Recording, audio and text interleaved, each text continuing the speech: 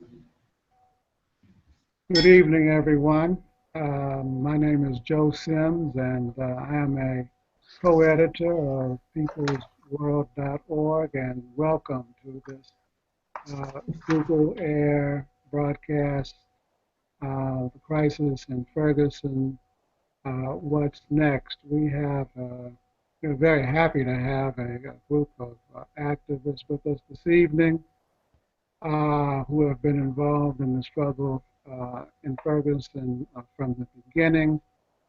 And Ferguson, as you know, has emerged as the epicenter of what has now become a national movement against police crimes, murder, and violence, particularly with the decisions of the absence of a decision by the grand juries to indict um, in, in Ferguson, and just more recently, despite the existence of a video, uh, the inability of the grand jury to the refusal to indict in the killing of Eric Garner.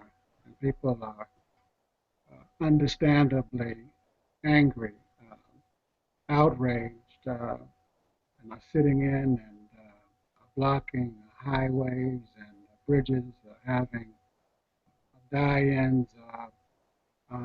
Now it's been joined by people from all walks of life. I saw just before the broadcast started that tomorrow medical students are having die-ins in medical schools all across the country.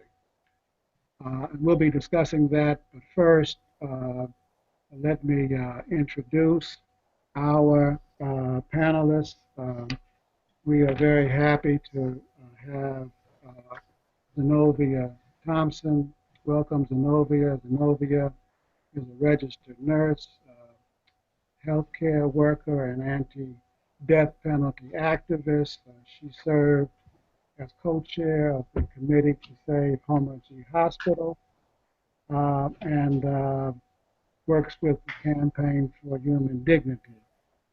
Thompson is a longtime activist. She served as co-chair of the Committee to Free Angela Davis and is active in St. Louis Jobs with Justice, the Organization for Black Struggle, the Coalition of Black Trade Unionists, and is on the executive board of Missourians for Alternatives to the Death Penalty.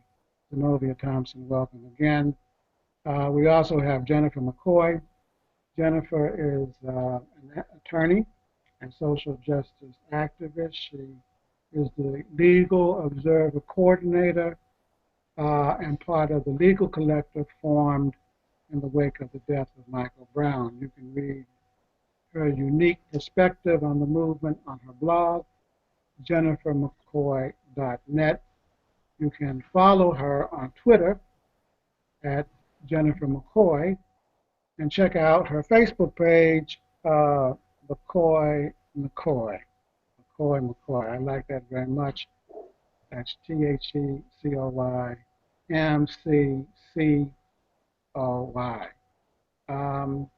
Welcome, Jennifer McCoy. Keith Rose is a linguist and activist in St. Louis and has been on the ground in Ferguson from Jump Street. He is the Legal Observer Coordinator and volunteers for jail support related to the movement and systemic racial injustice. You can follow him on Twitter at KWROSE, at KWROSE. And then finally, Riley Winters is a frequent contributor to peoplesworld.org and a leader in the Mid-South Fast Food Workers Organizing Committee. Riley, welcome. Let's get started, folks. Let's start with Zenobia. You've had a terrific struggle there. Congratulations on the effort. I can you give a sense of what's going on in the community today, or how are people feeling, and how are the demonstrations going? Well, first of all, let me say, thank you for having me here. Have a long history of struggle around police brutality for many years with the Alliance Against Racism and Political Repression. So my history with police brutality, extends some decades. But today here in Ferguson, it's qualitatively different from the struggles that I've observed in the past. The crisis in Ferguson is just, well, it's just a tip of the mountain. Then there are problems that are throughout our communities, not only Ferguson. Just as we said, Ferguson is the epicenter, it is the core, but the problems that exist in Ferguson also exist throughout this country when it comes to the concerns that African American and minority people have. And it's something that is very interesting to me today, as it was some years ago, the class essence of the racism that we find in our community. These are young working class African American young men that we find that are brutalized and murdered, in the presence of the police. So today there's immense challenges ahead, not only first dealing with the justice for Mike Brown and for Eric Garner, but also, understanding what causes these issues in our community, as well as long range solutions and that will deal with policies and structural changes within our community. We have a lot to talk about and to cover on that. Thank you very much, Zenobia Riley. Uh, Zenobia mentioned that, made the point that these are young workers, and whether they're employed or unemployed. And I know that you're active with the fast food uh, organizing movement in St. Louis, and there was a national strike last week. Have Can you talk a little bit about the response of the trade union movement to the events in Missouri, and the uh, uh, have the fast food workers movement and the organizing efforts for justice for Michael Brown made a connection? Thank you. So when it comes to fast food workers, a lot of the folks who I have been reporting on, especially in the Ferguson area, a lot of those workers there have been involved from day one with the struggle. And recently, as you mentioned, fast food workers had gone out on strike, and the one thing that a lot of fast food workers have been able to show is the interconnectivity, intersectionality of low wage jobs in fast food, and how it really creates these low wage income communities, which forces folks to not have the ability to spend enough time at home or in their jobs, or be able to be active participants in the community, which then unfortunately leads to the tragic events that happened. A lot of fast food workers have bridged that gap by saying that if there was a living wage for fast food, that more and more fast food workers or low wage workers in general would be able to spend more time building and supporting their communities, rather than having to move around as much as they do because of low wages or trying to find work, and then focus on building up these communities rather than having to be reactionary to when events such as the shooting of Michael Brown and the murder of Michael Brown taking place. Thank you very much. Are the demonstrations continuing? Uh, we know that daily there have been sit-ins and die-ins and Dying. blocking traffic. Keith, you've been involved there for some time. Could you tell us a little bit about your work, and what it specifically focuses on, and from your standpoint, how things are going? Yeah, Go ahead, I can hear you. okay, good. So I got involved pretty early on in the movement. I showed up. Uh, Less than 48 hours after Michael Brown died. So I'm really close to Ferguson, geographically. And when I was there before I was arrested while standing on the sidewalk for filming the police. Um, so on that day, 10 of us were arrested, and we were actually the very first political arrestees in the Ferguson movement. And we didn't expect that to happen. None of us knew each other before we were arrested. And so that and seeing all of the horrors that were the Ferguson jail, seeing how they clearly were treating us all like animals, but they were treating black even less than animals. It really galvanized the spirit for the movement inside me. And so I went for, 30-minute prayer vigil on a Monday afternoon.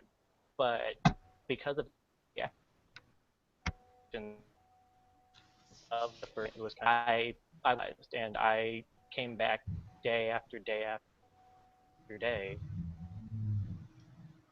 and I haven't stopped because I see one more thing that just pisses you off and makes you want to fight back against the system that I feel like to me, as a white man from this area, was largely hidden for and even though I was aware of it and I had seen it, it wasn't until I was really an active part of the oppression, where I was the white kid being treated better than the black guy in the same cell, that I didn't realize what it was that we had to fight against. So since then, I've been out on the ground, so I've helped organize some actions, but I've also helped with the jail team. So we actually provide free legal help to anyone who gets arrested. We have a fund that has raised a bunch of money to help people pay their bonds, if at all possible. We get everyone free lawyers. We try to get them out of jail. Once we get them out of jail, we give them a ride home. We often buy them snacks and everything. We document their injuries. We help them communicate with each other and form solidarity groups. And I feel like as a white person in the movement, the jail side, the legal side, is something that is really great for me to be able to participate in because I don't want to be the voice of this movement, but I do want to be a supporter, and I want to be someone who enables other people to, get out of jail and get right back out there on the streets and keep doing what they're doing. Yes, of course, and thank you for your contribution. I know that you've been working with the legal team, and could you talk a little bit about where the legal struggle is now? I mean, the grand jury said no indictment, and there have been calls for a special prosecutor to Governor Nixon, but he said no, and the Justice Department has conducted an investigation, but the reports that we're getting in the press is that the standard is so high that it's doubtful that. Um, so where do things stand now in the attempt to uh, uh, develop enough pressure to uh, force some concessions on either of those issues? Do you have a sense of that? Could you repeat the very last part? Where do we stand on the? Uh, is there enough pressure being put to get a concession on either a special prosecutor or on uh, convincing? Well, you don't have to convince the Justice Department; they're investigating, but bringing that to a conclusion and if neither of those things happen, then what's next? So the legal collective that we formed here in St. Louis really doesn't focus too much on the criminal side of the Michael Brown case or any other case for that matter that we're outraged by. What we focus on is helping the people who've been arrested while demonstrating with their legal troubles. But because I have been, in all these rooms with attorneys, and I'm not an attorney, I have heard a lot about the different avenues that exist for Darren Wilson and the other killer cops to be brought to justice. And what I can say is it seems very unlikely that in America these cops are going to go to jail, but it seems to us impossible that in St. Louis any cop would ever go to jail. And so I think one of the attorneys had told me she looked at previous cases, and the only times there really were convictions are when it was a black cop who killed a white person. And so, that being the case, we have little hope. And when it comes to reform, we don't really expect much because the same people who are writing the new bills or who are putting out the new orders are the ones who sat by and let all of this stuff take place under their watch for years or even decades. Thank you. But Zenobia, now you've been out there a long time, and I know that looking back on the Rodney King verdict, uh, that when the cops who beat him halfway to death um were initially tried, they got off scot-free despite the video. But because of an ongoing struggle and because of a national campaign, uh, at the end of the day, several of them, in fact, were convicted of that. Do you have the sense that the same kind of thing might be able to happen in this case with enough public pressure? Well, listen to Keith. He's right. There seems to be little hope that there is legal regress in terms of addressing justice for, especially Mike Brown in Ferguson. With Eric Granger, there may be some leeway there, but my sense and feeling as an activist and who's been involved for a long time, we need to look at it. It might have all happened within the framework of the law, but that needs to be addressed. And so Ferguson may be the epic center of this struggle, but this struggle is a journey of 1,000 miles, and we've just begun to take the first steps to rectify some of these um, discriminatory practices in the criminal justice system that lead our children, to be vulnerable and victims of police brutality and murder. Thank you. And for those of you who just joined us, you're watching a Google Air broadcast sponsored by peoplesworld.org, The Crisis in Ferguson, What's Next. You can read, we have had reporters on the ground there from the beginning. You can read their stories at www.peoplesworld.org. Now, Zenobia, you made the point that the young people of Ferguson, that the crisis is many-sided, and there has been a commission established by the governor that is to look into the causes. We are joined again by Jennifer. Welcome back, Jennifer. Very happy that you Thank you. got back. I'm asking Zenobia, the governor has created this commission. Uh, uh, what kinds of issues, in your opinion, and in the opinion of people you talk to, does that commission need to address? And what kinds of recommendations would you like to see it Wow. put before You're asking the for a long laundry list, from an old time struggler. Okay. First of all, justice, that would be my at the top of at the very top. But I'm understanding that the this criminal justice system needs reform in how we relate to young African American males, how our police interact in our community.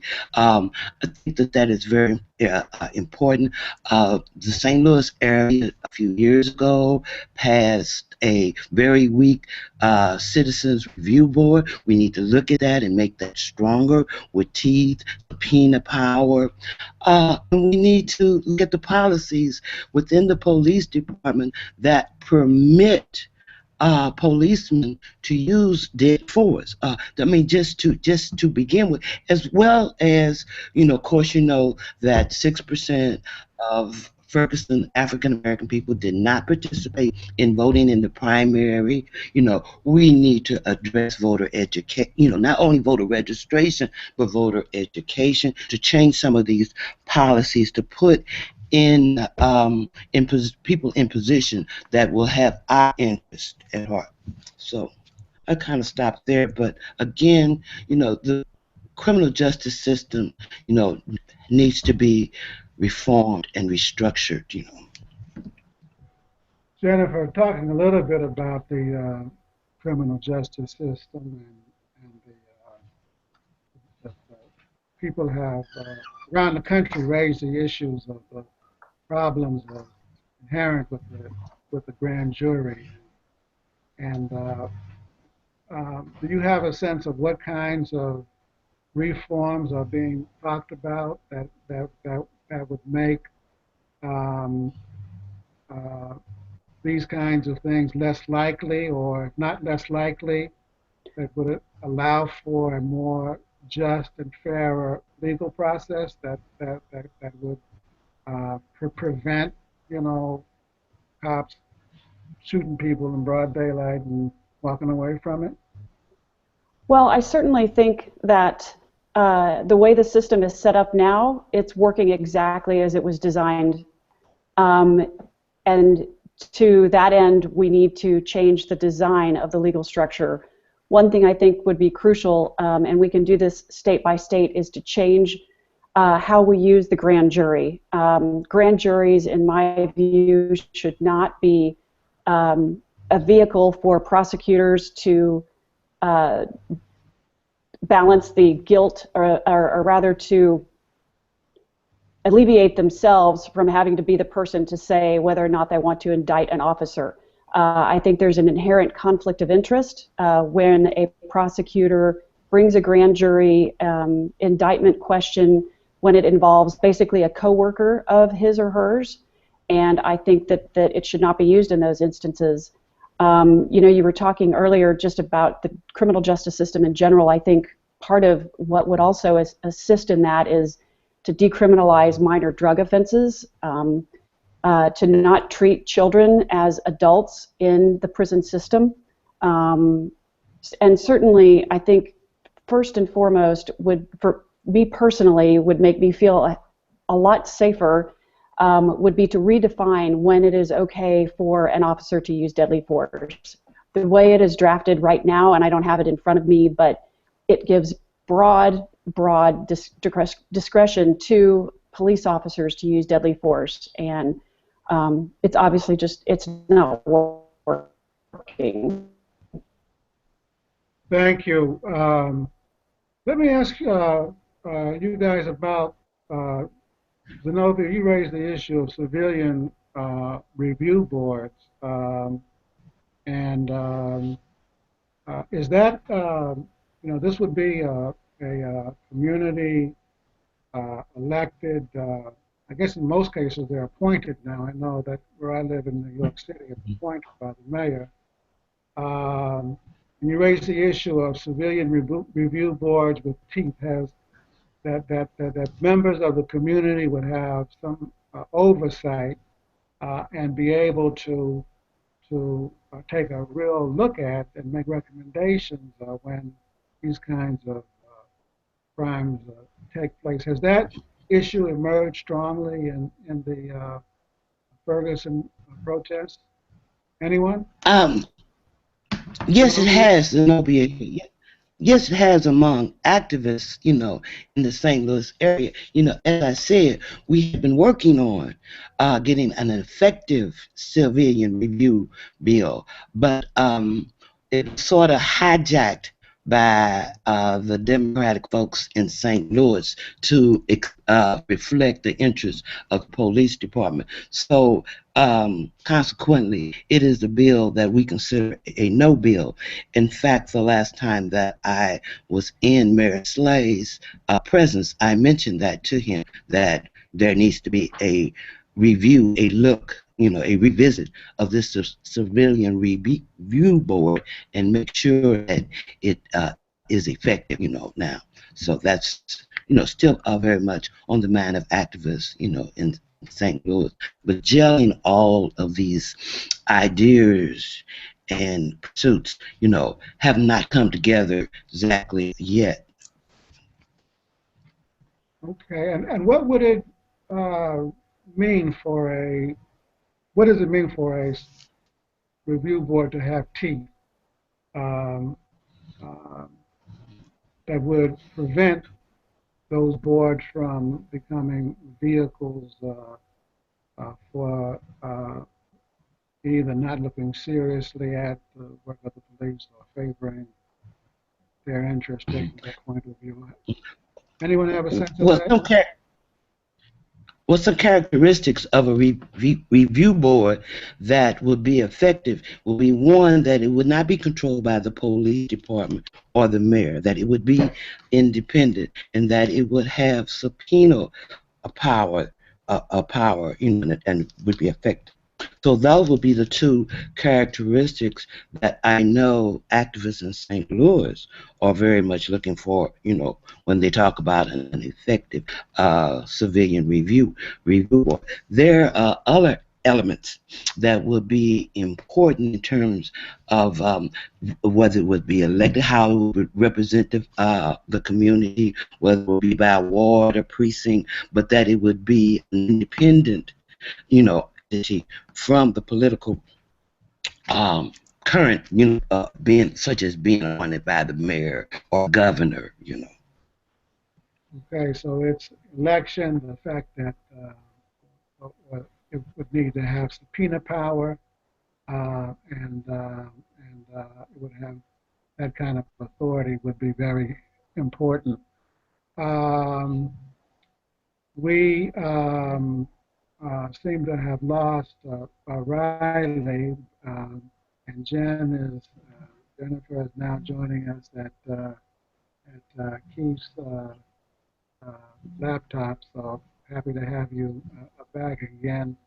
You guys have been working uh, with the protesters that have been arrested, and we get the sense that powers that be uh, in St. Louis uh, are pretty sophisticated. I mean, the way they leaked those videos, and they leaked reports, evidence that was given to the grand jury, and now we're hearing that uh, political pressure is being brought against many of the activists and protesters. Some of them are being harassed and so on and so forth. Is that taking place? And uh, can you give us a picture of what the reaction is,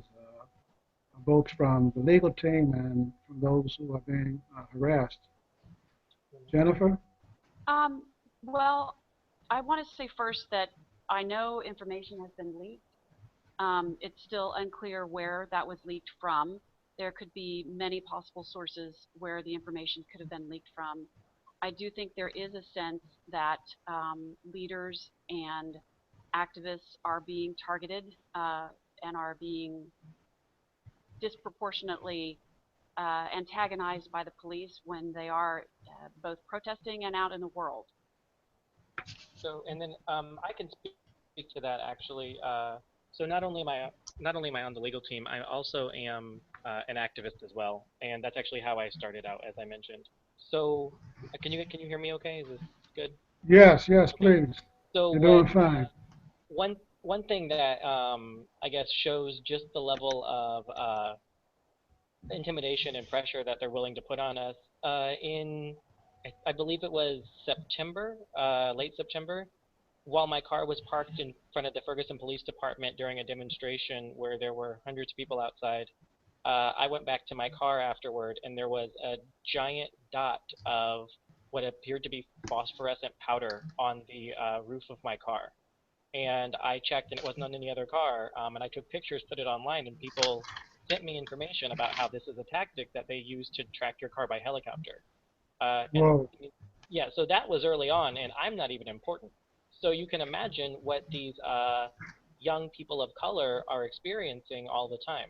So not only do they have the traditional racist cops who are making their lives awful, but they now have this other layer of suspicion that they are always thinking in the back of their mind, is this traffic stop actually, targeted? Am I going to be pulled out of my car and thrown into jail? Do I need to contact my lawyer now because I think that there's an arrest that's imminent? These are all issues that my friends literally experience every single day. But not only are we being harassed by the police, but we're also being harassed by their proxies via the racist trolls on the internet, who many of them we find out when we later, get their information, are either retired law enforcement or they're law enforcement from other areas, or even local law enforcement who are active duty. And so when we find their information, we've actually led to the forced resignation and even the firing of a few cops in the last few months just because of their deplorable behavior on social media. And so if this is the kind of thing that's actually basically to get a cop fired is extremely hard. And so you can imagine all of the other things that we've had to go through just to get up to the steps of getting people fired. We have people who, when the police see them in the crowd, they point them out, and they know that they're about to be arrested merely because the cops recognize their face and know that these people might be what the officers consider to be leaders, and they think that if they decapitate the movement, they might, kill it. But what they don't realize is that we're more like a hydra. If you take down one of our activists, more and more heads will grow back. Great analogy. And great to hear. Once again, you are watching, if you just joined us, a Google Air broadcast on Ferguson, the crisis in Ferguson, what's next. Our guest, Zenobia Thompson, a long-term activist in St. Louis, um, along with Jennifer McCoy, an attorney working with the legal team, and Keith Rose. Um, we invite you to ask questions. You can ask them on the Google Air page. There's a Q&A.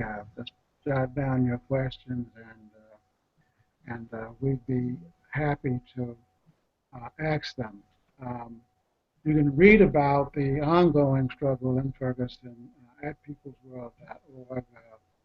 Uh, we've had a number of reporters who have been there from the beginning and have had regular stories covering the events.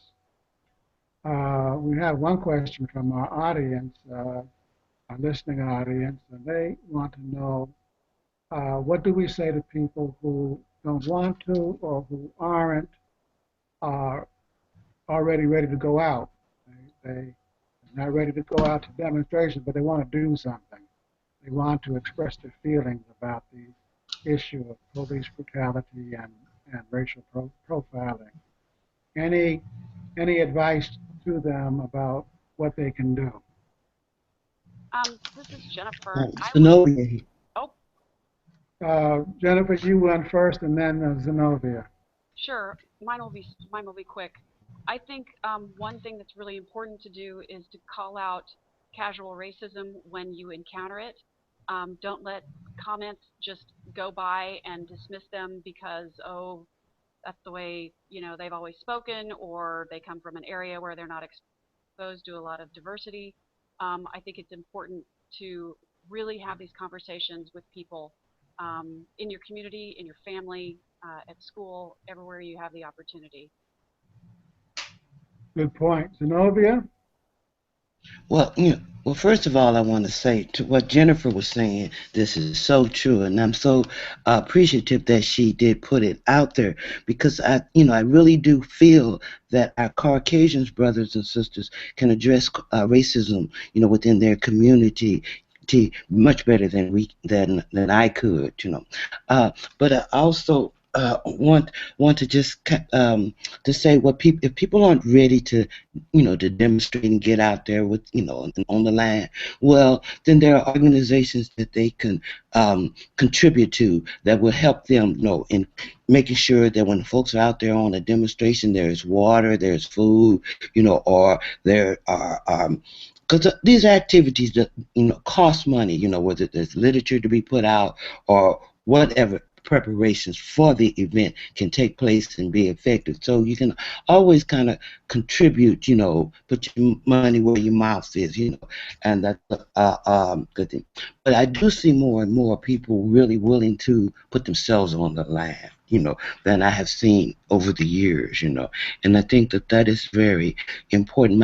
My sis, as well as folks that I've talked to, is that they're just tired of the unfairness. They're just tired of seeing our young people murdered and mistreated. It's just a common thing, and people are saying no more, and people are speaking up and standing up, for justice and fairness.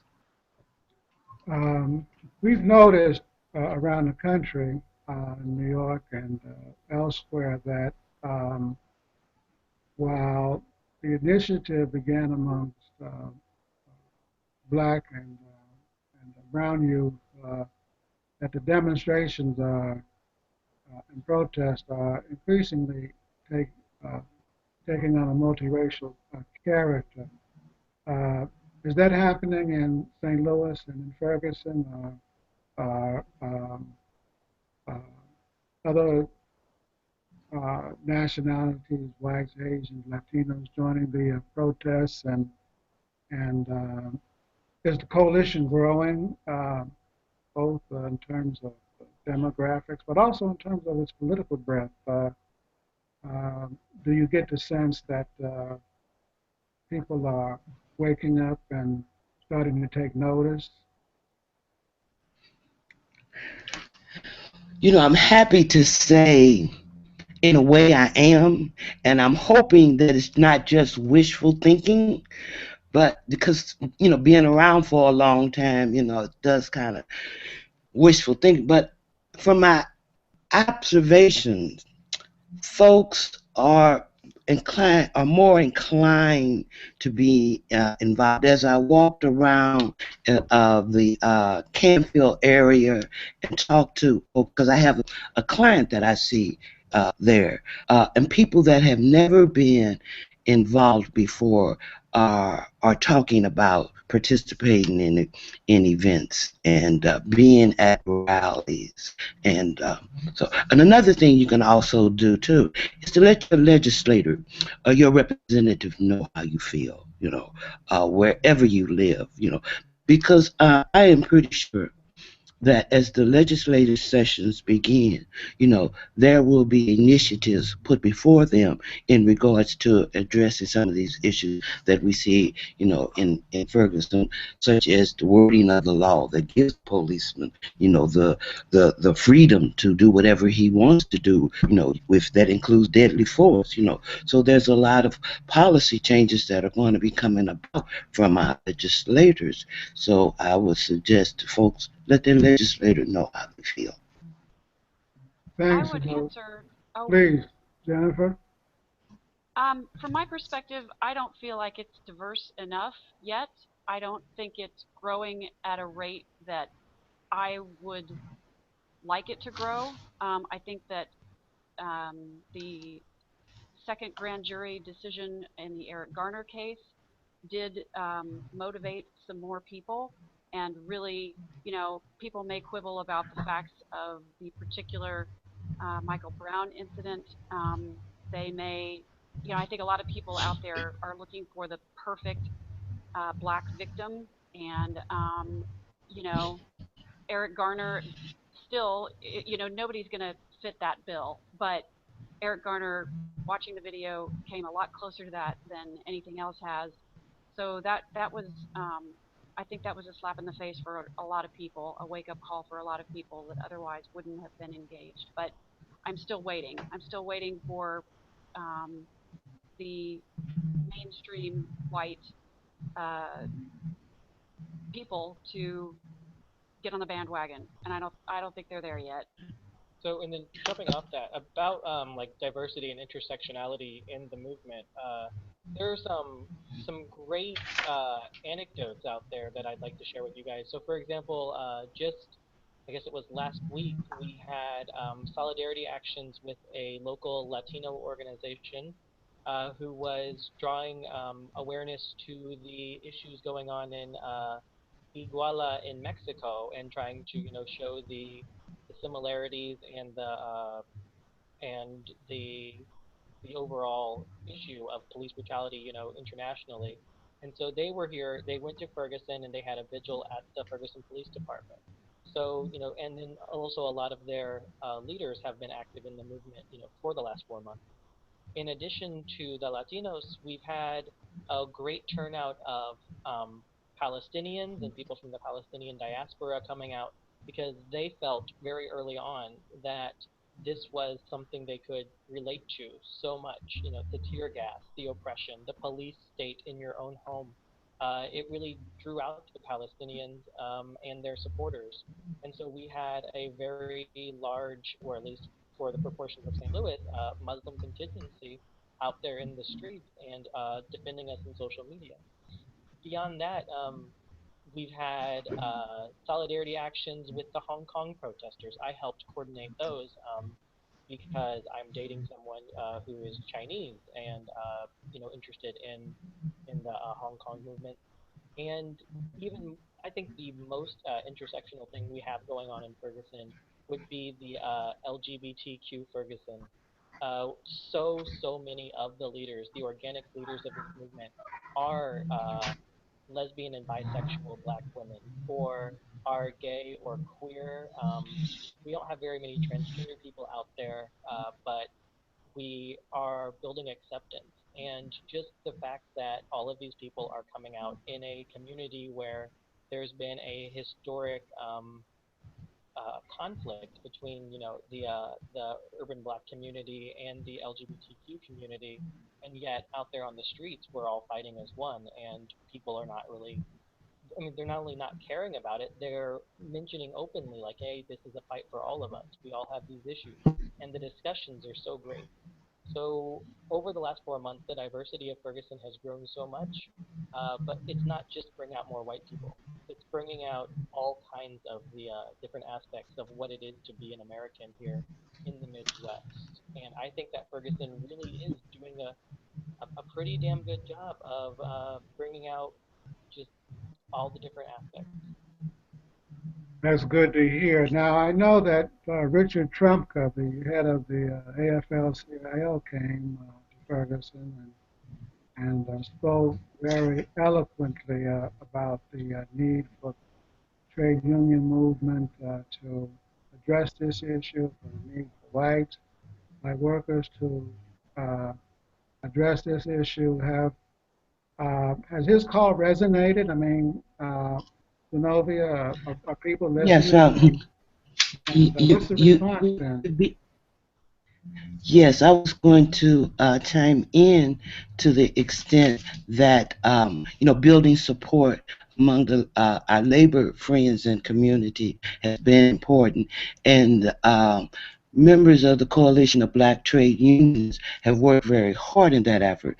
And you mentioned Richard Trimcott was here in St. Louis for the AFL-CIO state convention, and as you said, without a doubt, he spoke very eloquently about supporting uh, the not only the justice for Michael Brown, but also the policeman, because Michael Brown's mother is a union member. She works at a squab store that is a food service union.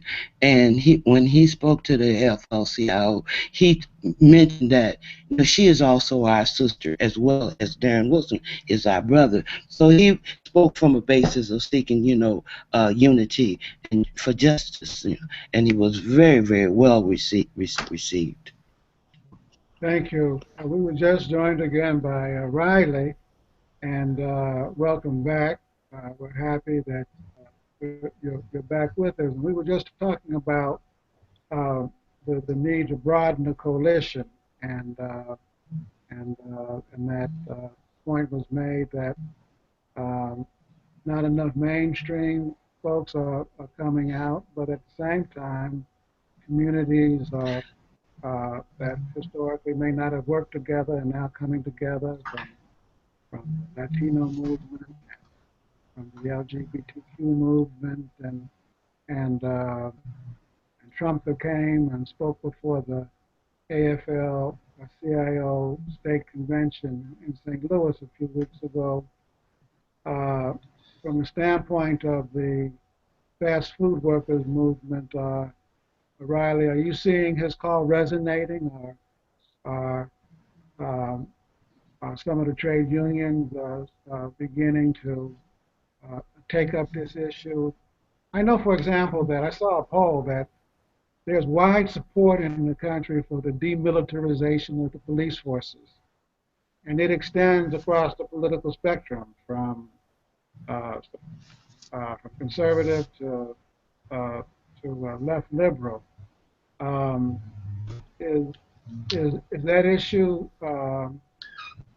being discussed in the union movement, Riley, and are people finding ways to support some of the demands, like, you know, getting them tanks and machine guns and personnel carriers off the Right. streets? So what I would say is that I think that discussion is happening in a lot of unions, how to address, the demilitarization of police, or the fact that police are currently extremely militarized and that their reactions to all of the protesting has been over the top, as well as, you know, all the tactics, post 9/11 in the police force. I think that, the issue really stems from the fact that a lot of rank and file members who I have spoken to are very much on board with demilitarization and are really moving towards the left of these issues, as opposed to the established leadership who are sticking very much, right down the middle, not too left, not too conservative, but would rather not address these issues in order to focus more on the old, the old service mentality where if it doesn't deal with contracts or collective bargaining or new organizing, then it really does not affect their membership. But I think with everything that is currently going on, leaders are now starting to look to their members to see what their next step should be. So we hope the members will speak out. Once again, if you just joined us, you're watching peoplesworld.org, Google Air broadcast on the crisis in Ferguson. What's next? We've got about 10 minutes left, so we are more than happy to take questions from our listening audience. We have one more from Washington State. Someone asked, we're wondering what sort of resources are needed on the ground. They're going to be doing some fundraising in the coming weeks and want to make sure that everybody will be receiving the things that you actually want and need. So what kinds of resources are needed, and if you know, where should they be given? And if you don't know, let us know, and we will post it in the event page on Facebook so that we can let people know. So what sort of resources are needed? Anyone? So basic warm weather supplies would be something that would be helpful. So I took part in Occupy St. Louis, and I think we had a lot of the same issues then as we're about to have now. Um, Cold fingers and cold toes make for sad protesters. So a lot of our people, they are standing out on the street, hours and hours at a time, and they have to deal with these elements. So we've taken a lot of like hand warmers and toe warmers. Those are great. Coats, gloves, especially the touchscreen gloves, so we can still tweet out to the world what's going on. Um, we've set out all different methods for donation. So, for example, I helped set up a Amazon wedding registry that has been used to fund the needs of the legal collective, uh, and that is at bit.ly/jail support needs, and you can find some items on there. Also, we have a PO box set up where people can ship items directly, um, and I can give you the address for that. I don't have it off the top of my head. There's a great organization called Operation Help or Hush, which has been collecting donations, both money and supplies, to get out to the protesters. They also house people who are coming in from out of town. They're great. They also help feed people. Once a week, we have a big family dinner on Sundays. The jail support fund is always needing support, so they they take donations over the internet, like credit card donations, and then that money is used for things like bonding out protesters who have been locked up for unlawful assembly or failure to comply or resisting arrest when clearly they weren't doing anything wrong, like all of these trumped up charges we discussed earlier. And you can find that there's a short link. It's bit.ly/Ferguson Bail Fund. So that's another way to donate. You can also donate directly to some of the protester organizers and also some of the live streamers. They have their own support things out there. Really, there's plenty of ways. I can try to get you a list of resources. Please do, and we will certainly Yeah, post them. We have another, yeah. Zenobia, you wanted to add?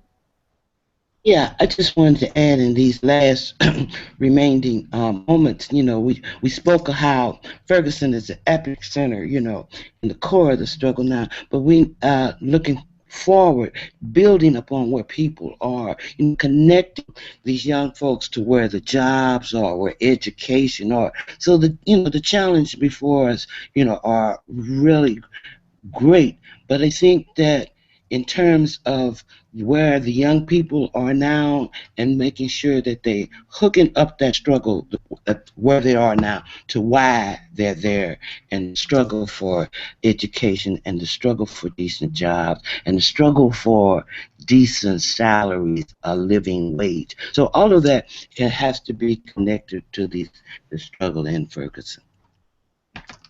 And do you think that like when it comes to getting hold of the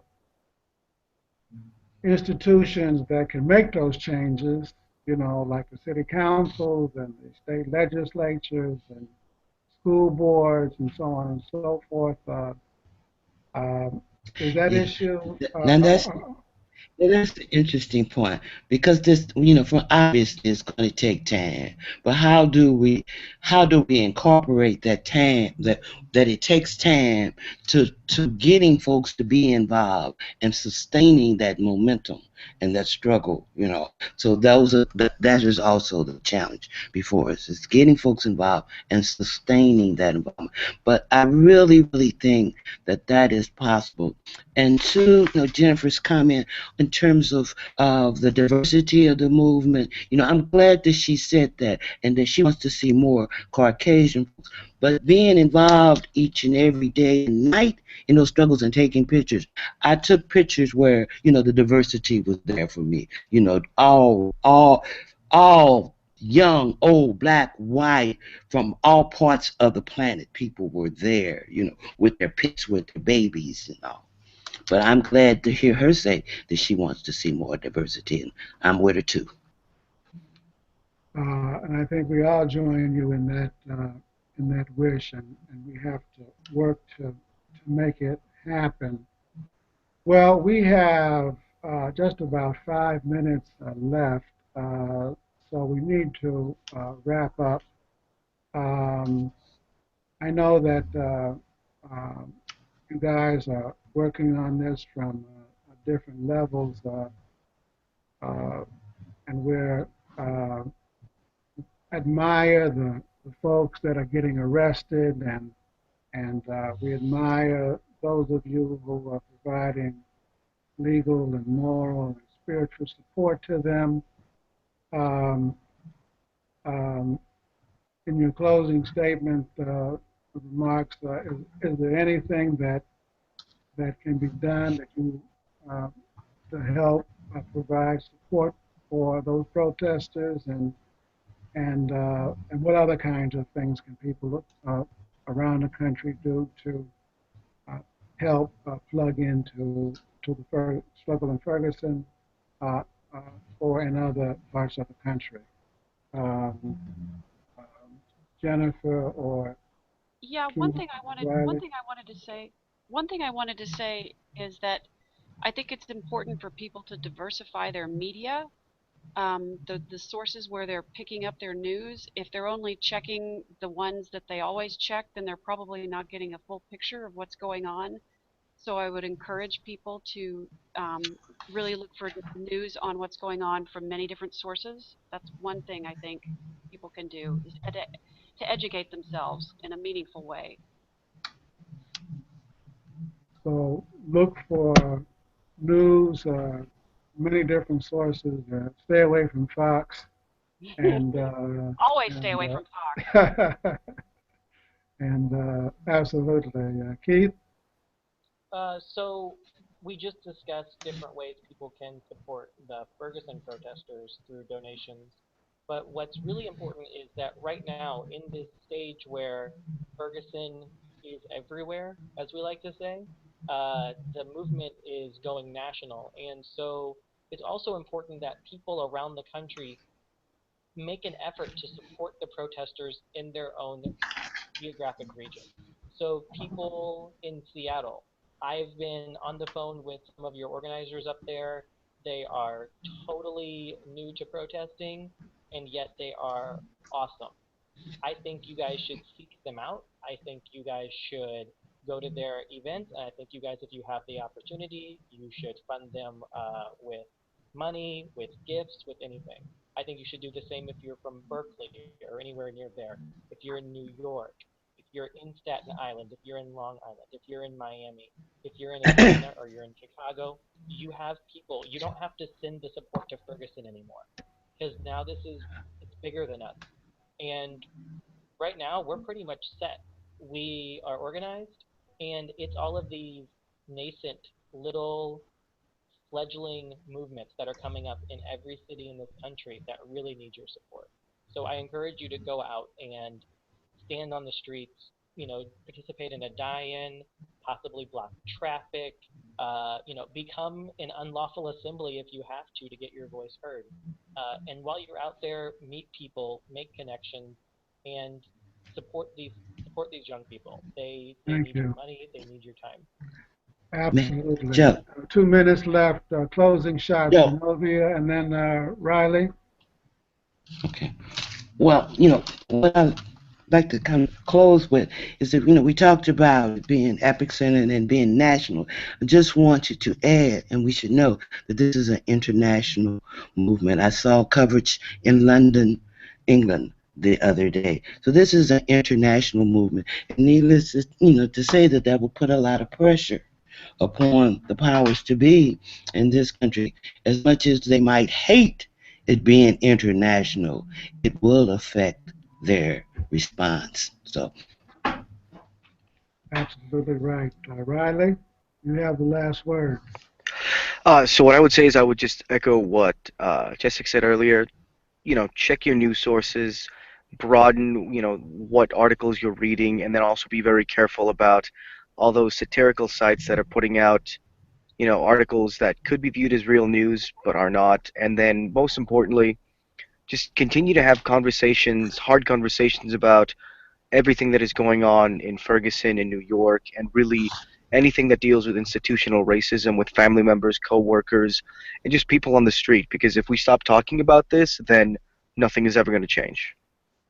Well, they say the people united will never be defeated. What you guys are doing is changing the debate in the country.